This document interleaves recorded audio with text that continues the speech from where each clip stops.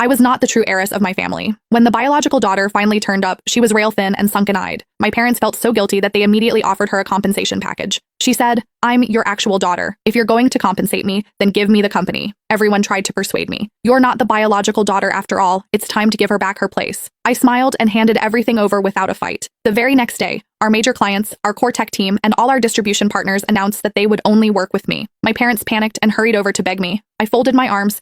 "Go ask your biological daughter to come and beg for my help herself." After being brought back, Lily and Roy just stood timidly in the middle of the living room. It was on that day that I finished closing the MC deal. On the drive home, my assistant, May Cannon, told me that the Roy family had found their biological daughter. My heart thumped wildly for a moment. Then it settled. I thought, since she's back, then she'll be taken care of. The Roy family isn't exactly short on money. However, when I walked in looking polished, confident, and at the top of my game, all the fear she had been wearing melted into pure jealousy. "If you want me to come back and take my place in this family, fine. But she's had my life long enough. It's time she gives it back. I don't want anything else but the company." I smiled. "I've managed the family business for 10 years. Are you sure you can handle it?" The disdain in my tone was obvious. Lillian's face flushed red. "I can learn. If I had grown up here too, I wouldn't be any worse than you." The relatives chimed in. "Max, just give it to her. She's the biological daughter after all." Hearing that, I looked at my parents. My father, Jack Roy, spoke with difficulty. "Max, we owe her. Lily has had a very hard life all these years." My mother, Lauren Roy, held Lillian and cried uncontrollably. "Those traffickers forced her to marry an old man. If we hadn't found her, Lily would already—" "Max, just agree. I won't treat you unfairly." I looked at them and smiled.